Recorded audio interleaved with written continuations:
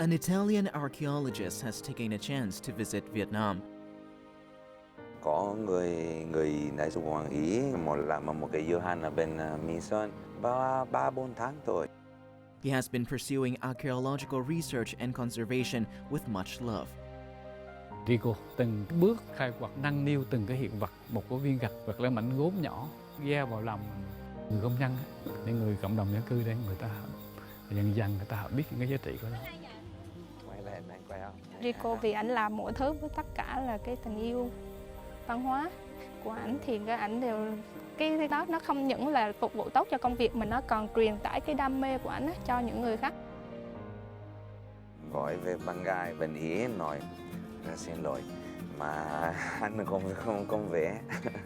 Con sẽ về Ý làm việc, tiếp tục làm việc ở Việt Nam.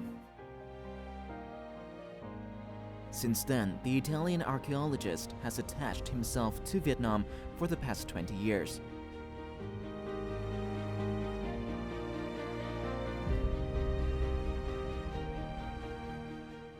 First arriving in Vietnam in 2003 as part of an archaeological project of the United Nations Educational, Scientific and Cultural Organization, or UNESCO, Italian archaeologist Federico Barocco later chose to stay in the UNESCO heritage site of Hoi An in central Vietnam. And now he not only speaks and writes Vietnamese fluently, but also identifies himself as Vietnamese. For him, Hoi An is like a predestined relationship, a second home.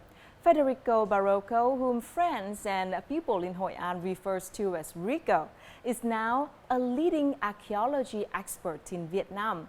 And in our Talk Vietnam today, let's meet Rico to find out more about his passion for his work and his endless love for Vietnam. Hello, Rico. You once said, "My youth is in Mỹ Sơn," and in fact, you spent 10 years of your youth living in harsh weather, eating and sleeping in Mỹ Sơn to do archaeological research and restoration work with Vietnamese and international colleagues at Mỹ Sơn relic site. So, what did those days mean to you personally in your career? It means everything. That small project, it means who I am today. I started university in archaeology of Rome.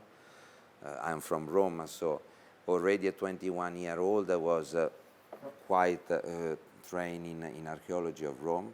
Then I joined the Department of Oriental Study, because at that time, 94, 95, in all the world, you have a few universities able to study archaeology of Asia. So nobody at that time studied Champa or Sahuin, very few people. At that time I understood that was the key and that was my fortune, to have a possibility to go on field, to start to discover.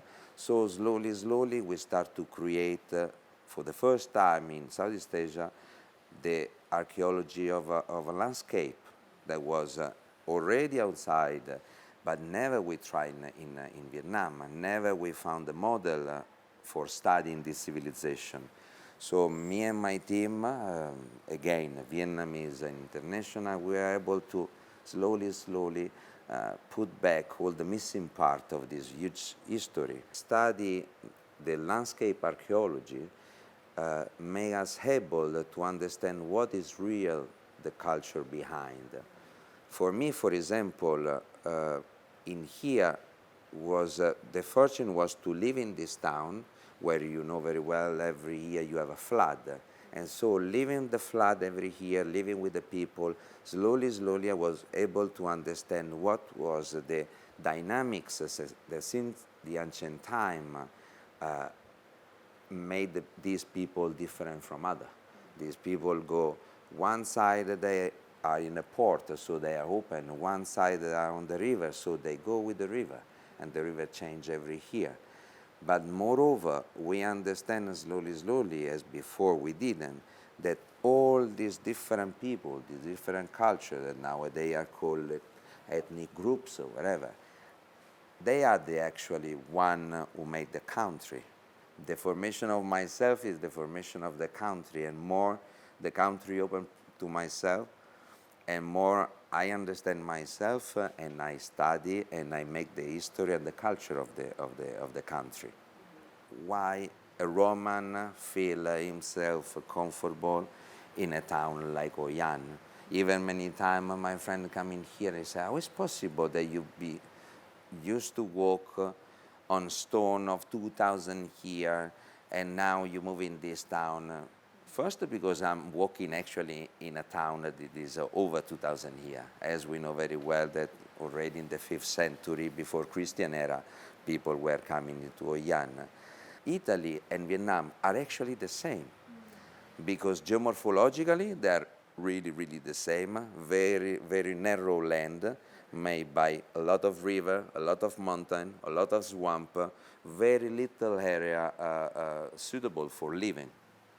Surrounded by sea, in the center of a big area like Southeast Asia and like Europe. And if in the ancient time was the same, so again, Rome and Champa were the same. So that's why I'm in here, because we started to import the model of the urbanization in Roman time and actually work with the Champa. Lên đầu tiên là tại Mỹ Sơn năm 2003. Hồi xưa anh đang làm việc ở bên Ý, bên bảo tồn di tích. Có người đại sứ quán Ý làm một cái dự án ở bên Mỹ Sơn 3-4 tháng thôi.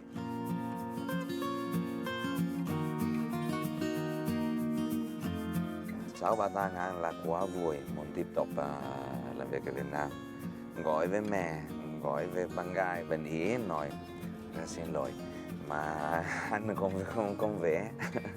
Con sẽ về Ý làm việc, tiếp tục làm việc ở Việt Nam. You imagine this road, when we arrive from Mỹ Sơn to Hoi An, we spend 2 hours. Nowadays, 45 minutes, 1 hour. And before, was nothing here. No one shop, no one place to drink a coffee, no one place to drink a beer. Sometime when we needed to buy some card for the telephone, we have to take the bike from Mỹ Sơn and we have to run 15 kilometers going up to Kim Lam. That was the first market where we can find something. But even when you go to the market and you have money, in the market was nothing to buy. No fruit. We have only watermelon, banana, papaya. That's all. We have no pork. We cannot find pork, no beef. Some cá nhỏ, small to eat. We eat meat one mostly every day. Can you please recall some of the outstanding discoveries that you and your international and Vietnamese colleagues found related to architectural and sculptural monuments in Mỹ Sơn and during your archaeological work there? So, as said, there are several big achievements of the project in Mỹ Sơn who are still going on. First of all, it was the first time that we studied for years the technique of this, the building construction technique of these towers. As we knew very well since the French time, the tower didn't use any kind of mortar. Instead, they used some kind of resin, of which recipes was lost since ancient time. So the first job was to, as we say, to study the landscape, to understand why Mỹ Sơn was there, what represent Mỹ Sơn for Cham people, for Champa people, for the culture.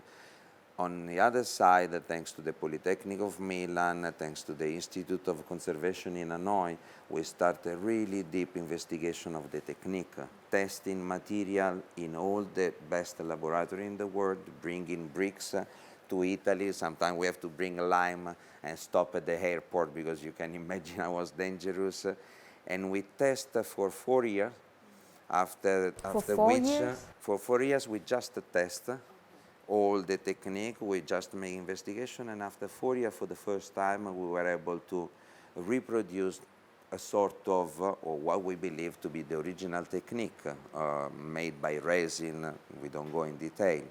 That was the first achievement that actually worked. And nowadays, this technique is a sport all over Southeast Asia, wherever you will find this technique. You are one of the first scholars in Italy and in the world pioneering in the modern technologies and methodologies applied to archaeological research and monument conservation. So how did you do that during the 10 years of working in Mỹ Sơn?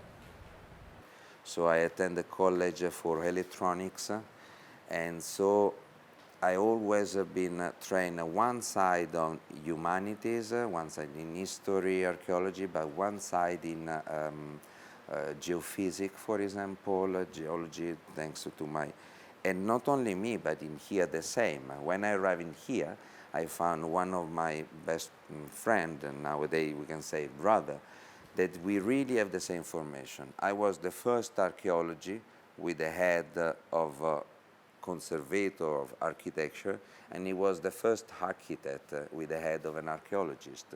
So we start physically to exchange tools. He gave me one ruler, I gave him one trowel for archaeology. We exchanged some software, and then I started to use some software of architecture for archaeology, and it's the same. So both of us, we were able actually to create a new technique that make us go faster, more in detail for recording site. That was very, very important. In the time I was lucky, that was my fortune as well, that I was lucky to join different projects with my colleagues Vietnamese, not only about Champa, but also about prehistory, about Sahuin, proto-history, and moreover about modern monument like the famous Chun-Lui, the long wall, in which being a monument of 18th century show actually some connection between the ancient Champa time and the modern time. It means that slowly working, especially in central Vietnam, in area of ethnic groups, we start to understand that the ethnic groups were very well connected. And so we start to imagine that probably the ethnic groups were part of this big Champa. So that was the biggest discovery of all. Nowadays we say that Champa is like Rome in the 1st, 2nd century. Is a multicultural state made by different provinces who maintain the ethnic composition, who maintain the economic system, but join in some point of the history in a big network of trading, mainly, town, production center, able to control all the trading in all Asia, from China to Malacca. Tower Group G is one of the 8 groups of towers making up the appearance of the Mỹ Sơn relic site. The tower has 5 buildings on a low hill constructed in the 12th to 13th century. Due to the destruction of time and war, many towers in Mỹ Sơn Sanctuary were damaged and many monuments in the Tower Group G collapsed. The facade of the Tower G1 no longer has clear architectural patterns. Bricks and stones lay scattered and the tower walls collapsed. Archaeological experts from the University of Milan, Italy, chose this group of towers for preservation in 2003. This is one of the biggest and more famous sites in all Southeast Asia. At the beginning, we have very few tourists. They come, they look around, very few information they can collect and they know. But every day we like to walk in here and look every of the stone, because we don't know even some of the stone how were assembled or where they were from or who cut. So everything in this place, even a small stone like this, has a really new history that is ready to be discovered and ready to be reviewed completely. So that is the famous Group G. This is the first place when we arrive in Mỹ Sơn. When we arrive here, we have not the stairs. We have to climb by hand, and here was full of trees. So we cannot even see where is the the monuments, we cannot see anything of this.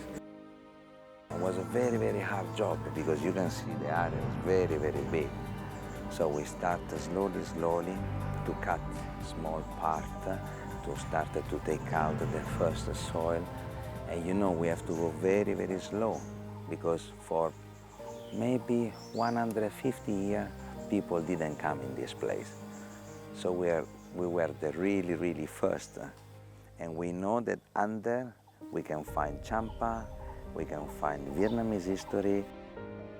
This project has more than 70 workers, 30 international and Vietnamese experts.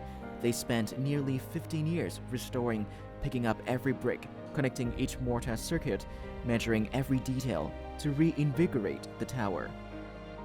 As of now, no more scattered bricks found, returning the normal appearance to the Tower Group G.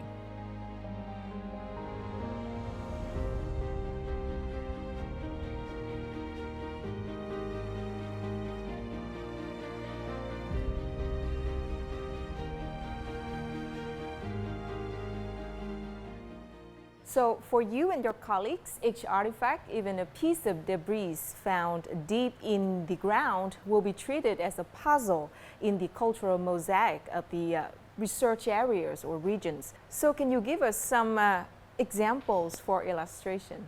The modern archaeology, as we call today, is actually very different from the past. In the past, we can collect one entire vase, but if we find one fragment, we throw out millions of fragments. You imagine that when we arrive to Mỹ Sơn, we just ask, can you see the pottery you find before? I say, we have no pottery. And, you know, is tons of pottery. When we say pottery, they meant some beautiful pottery like this one, but I was meaning I need a small shed, as right. you just said. And even broken pieces, right? Even the broken piece, actually for me, is much more important the broken piece. If I find one piece like this in a field, or 10 pieces of the same pottery, but small like this, those are much more important. Why so? Because 10 pieces, it spoke me about the use of this place, if it's a pottery for food, or is a pottery for container, or if a pottery for production. It say me the frequentation, how many people were actually in here. It tell me so many stories, but only one, it doesn't make, how to say, it doesn't make a number.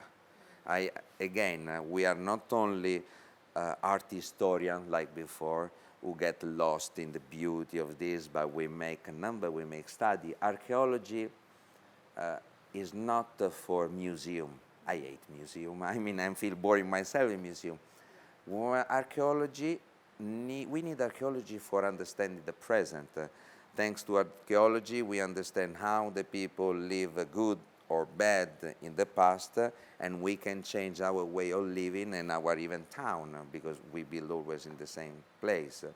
So especially about this, at the first we have no any study about many things, especially about the normal, what we call domestic pottery.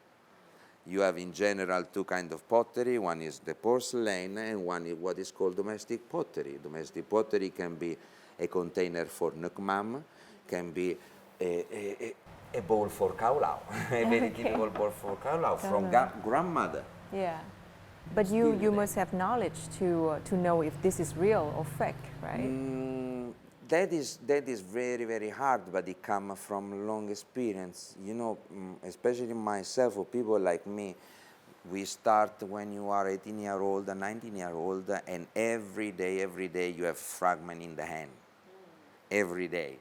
So I just, actually I don't need even to touch. I can see and I can tell you exactly which one are original, which one are fake, which one are more Chinese or Japanese or Vietnamese. This coffee shop is where Federico nurtured his dream of turning it into a cultural hub. He wants to create more connections with Hoi An, where artworks collected during his years of traveling throughout Vietnam's provinces and cities are displayed. So each place is a piece of history. Right. That's why many times you can see here, for example, this is an original sculpture for ethnic people of Guanam, the Katu people. Okay. Slowly, slowly, we start to collect things that was not known before. It's so beautiful. So everything we collect in here was one side for make a sample and one side to collect things that were gone lost. This is a small collection of porcelain we call trading pottery. Okay. Because these pottery were made in Japan, in China, in Vietnam, but was pottery made for trading. Okay. So each small dishes can contain the history of a 3-4 culture. That is the value of Hoi An for me. So in here I would like just to show the example of how many different kind of pottery can travel along what is called the Silk Route. From big pottery, important pottery coming from shipwreck, champ pottery, and then we have this that I'm sure even, you know what is that? That is the original vase for Nuc Mam. Oh, so the fish sauce. The fish sauce. Yeah. Wherever in Vietnam you import the fish sauce, it was made by this one. But the most funny things is that the Sahuin culture, already more than 2,000 years ago, make this shape. And then the shape disappear for 1,000 years and reappear only in the 17th century with the Vietnamese people. So Now I want to ask you a little bit about your passion for archaeology. So a veteran expert in the field of archaeology in Vietnam, especially in research about the Cham culture, why has archaeology always served as a magnet to you?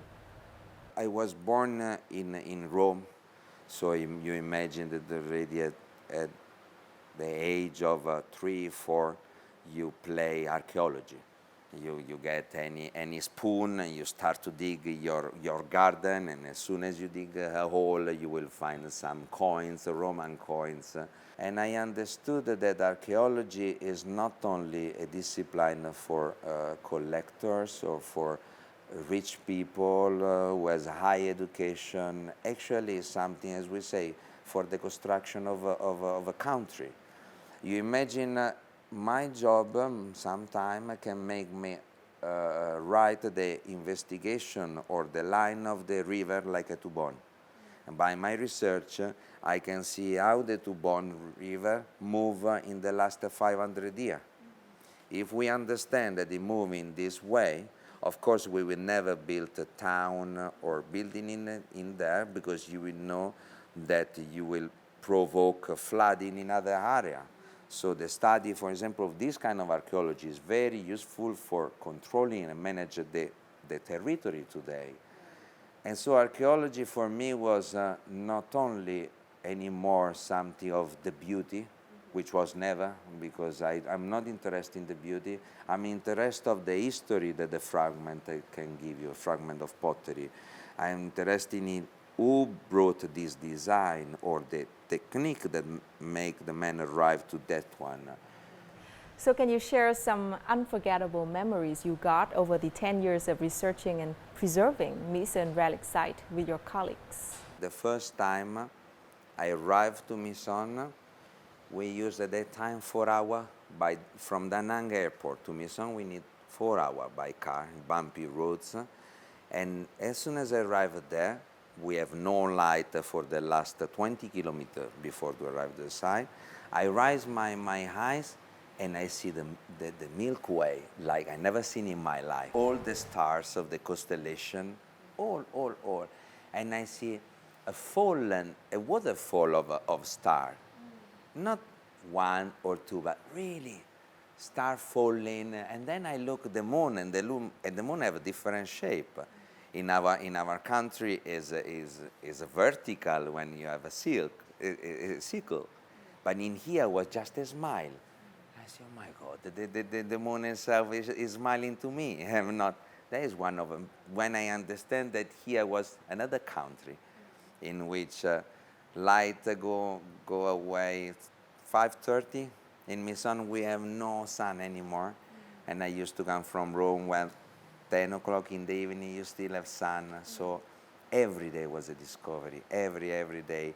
And was not a discovery of a country. As we used to say, it was a discovery of yourself.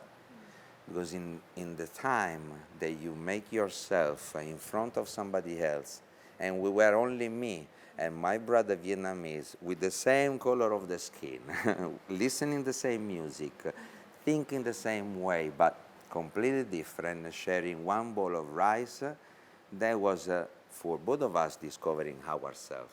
That was one of the most beautiful memory, but was a memory every day. Yeah, it's beautiful. Thank you.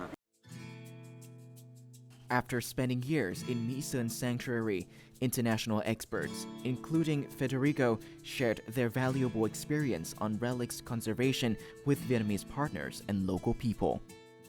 Anh Rico là một người giỏi về chuyên môn, nhiệt tình về công việc. Anh Rico người đến Mỹ Sơn từ những năm 2003 là anh chia sẻ thứ nhất là cái yêu mến địa di tích, cái thứ hai là cái chuyên môn. Ví dụ giai đoạn đào thì mấy người công nhân ở đây chẳng hạn, cộng đồng dân cư thì người ta thấy ngôi tháp nó cũng là như một phế tích, như một cái đống gạch đổ như vậy. Thế nhưng mà khi cái đoàn chuyên gia có Ý đấy, và trong đó có Rico, thì từng cái bước khai quật và người ta nâng niu từng cái hiện vật, một cái viên gạch hoặc là mảnh gốm nhỏ gieo vào lòng người công nhân, những người cộng đồng dân cư đấy, người ta dần dần người ta biết những cái giá trị của nó. Anh mới đây nhờ. Quay lên, anh khỏe không? Khỏe không? Khỏe, vui không? Bây giờ em được nâng tay nghề rồi. Tốt. Mình được tham gia cái lớp thực hành bên cái trùng tu và khảo cổ của chuyên gia người Ý có nên Rico này. Rico là người rất vui vẻ, hòa đồng và thân thiện với mọi người cũng như công nhân. Rico rất yêu quý nơi đây tại vì thấy vô công một công việc là một chuyên gia nhưng anh rất là háo hức, không có kể bẵng kể nhớ, chỉ là anh sẽ quật tận tâm.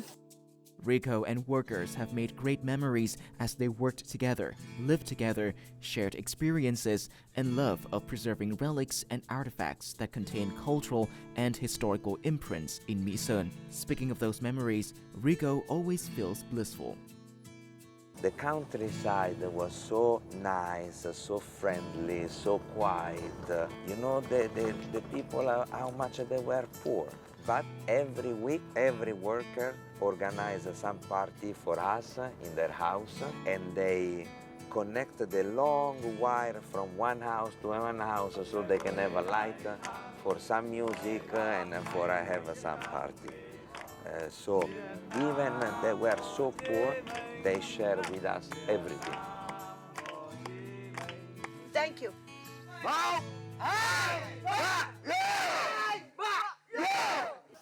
So, with your love for Hoi An, you are moving to contributing to the Hoi An city's government by consulting them on how to preserve and operate the ancient city in a way that still satisfies tourists while still preserving the local culture. So, can you share with us more about this?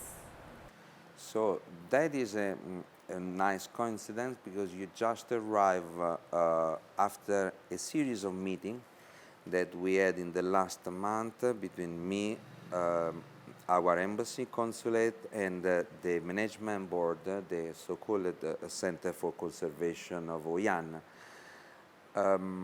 Hoi An was made World Heritage Site already over 20 years ago, in 1999. So when at the time we made the master plan, that is the plan of operation for the future, actually now is expired the time. So it's time that we review the original plan and we implement and we start the monitoring.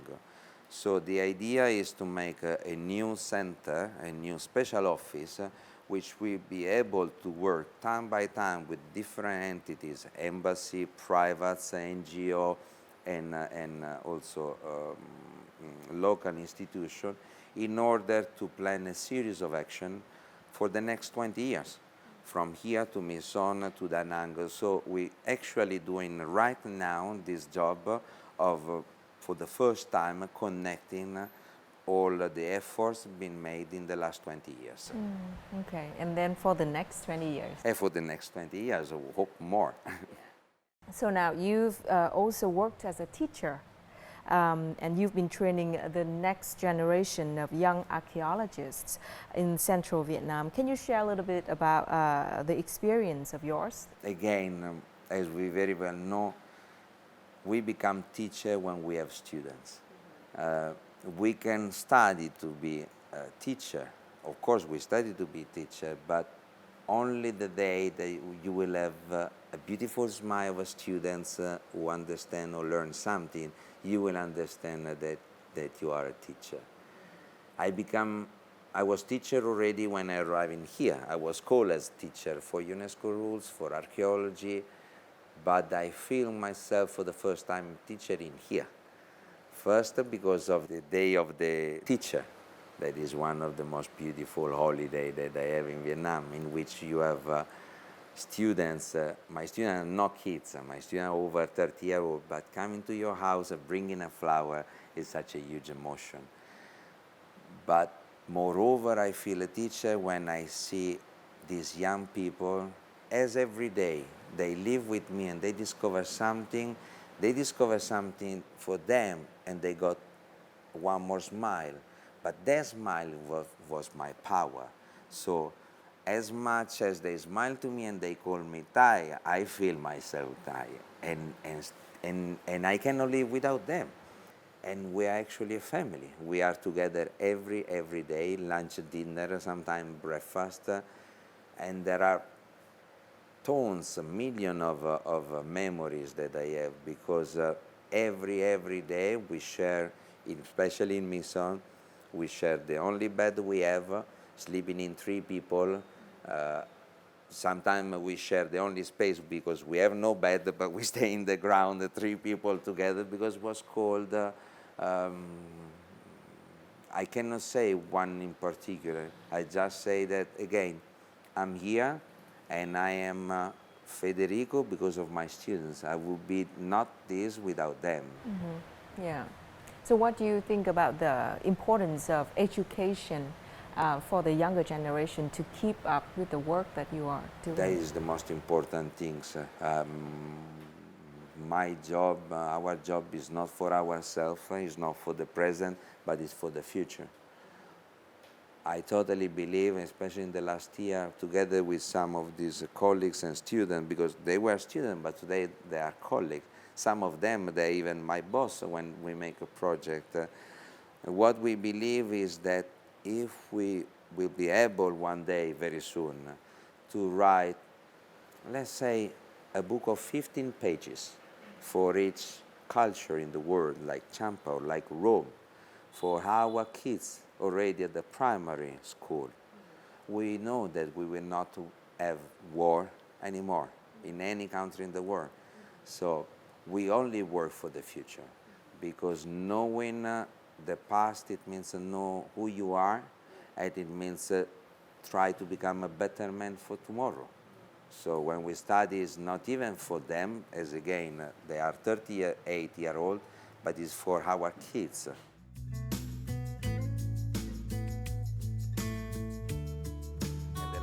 Federico Barocco always thinks that archaeological work is a demanding process.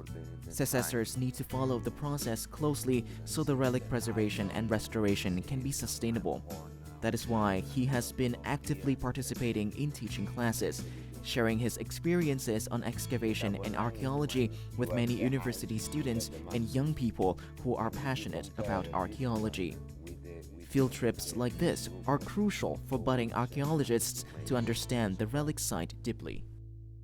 Bring to Milan, but those are all original, so it means that we choose from the old one and then we cut and replace, as you can see. So imagine that a piece like this is brick by brick. We take out the brick, we clean inside, and we cut another brick of the same dimension, put it inside. And that was the technique of Champa that before and nobody completely understand, because first they use a resin that is not a mortar, but is a natural resin. And second, they use a technique that is a boat technique. As you can see, like in the boat, they don't make the row straight, but they put pieces of wood together to assemble in this one.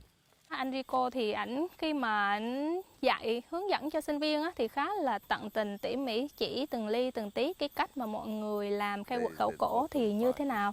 Một số các cái phương pháp khi mà bọn mình tham gia cái lớp dự án đây á, thì cũng học một số cái phương pháp mới. Mình vẫn nhớ cái chỗ này á, khi mà ảnh dạy bọn mình về cái mà dùng cái đo địa hình á, thì ảnh hướng dẫn trong quá trình làm việc á, thì mình sẽ thấy cái tình yêu khảo cổ nó thể hiện rõ là như thế nào. Vì ảnh làm mọi thứ với tất cả là cái tình yêu văn hóa của ảnh, thì cái ảnh đều cái đó nó không những là phục vụ tốt cho công việc mà nó còn truyền tải cái đam mê của ảnh cho những người khác.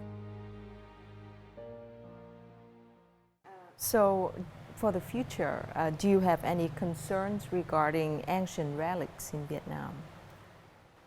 No, not at all. I mean, we have concern for any relics in the world because we understand the importance of a relics only when it's lost. That is, we know very well. In any country in the world. And in any country in the world, the most difficult things, besides many other in society, is keeping the relics, understanding the relics, and make the relics important. Because our job is, again, is not only discover all the tower and make them romantic, make them nice background for our picture. Our job is really understand what was the function of this, and now we can use this for the young generation to make a modern country. So it's not only the discovery, but is much more. So I have no concern because I know how much effort all my colleagues, all my people doing, much more than many other country. I know that they will continue to be leader in this field, in conservation and archaeological research. I just hope that we will have a time enough to make strong our kids again. Right. So you devoted so much for archaeology and preservation efforts, and you almost have like no free time, right? I try not to have. Is it true? Yes. Okay. Even in the night when it's already, I mean in the morning, 3 o'clock, if sometime I have some idea of something that I did, I should at least make some point for tomorrow. I need always, this was a teaching of my grandfather, when we do something, when we plant a seed, he was a man living, a farmer, he used to say, when we plant the seed, it's not to get the fruit of this plant, it's to have tomorrow a new plant to arose, to give water, is to have a new project tomorrow. So that is my dedication, is try to spend at the best, at the maximum minute of my time. Right. What about your future plan? Do you plan to stay here in Hoi An and also future projects or current projects that you're working on? I think so. Definitely, no, it's a joke. Definitely I will stay. We used to say forever. I don't want to say too much because somebody start to advance the idea of making a small statue next to Kazik, but I don't want Kazik. I didn't want this statue because we work for a higher aim, a higher target, task. As a Kazik, Kazimir Katiowski say, when you arrive in his diary, he say, as soon as you arrive in Vietnam, the idea of individual, of privacy, it change. You are not more yourself, you are not more one, you are one together with everybody. And you become something because the other one make you become something. So for me, as much, as far will be Hoi An alive as a living heritage, World Heritage Site, there will be all one Federico, one son of Federico always living here, because that is part of what we are, or Jan and myself, so probably for a long time.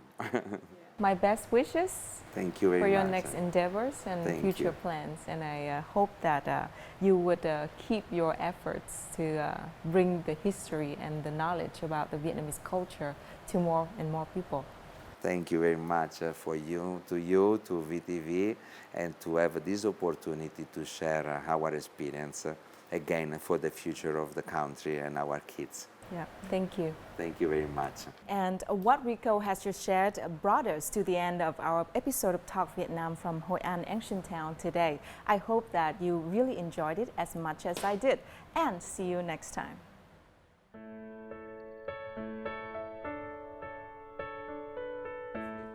When visiting Hoi An to meet Italian archaeologist Federico, Talk Vietnam had the opportunity to share with him about his interesting discoveries in Hoi An, a place he considered as home for many years. For him, every street corner, road, and even every brick in Hoi An ancient town carries the imprints of time and history of an international multicultural trading port.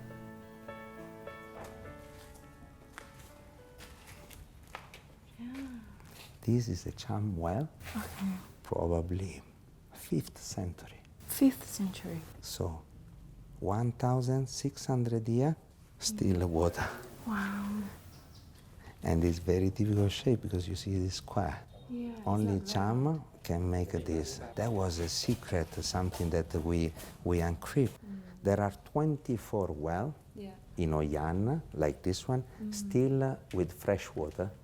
And the khảo lao is say that is very famous because it comes from the water of the Tubon.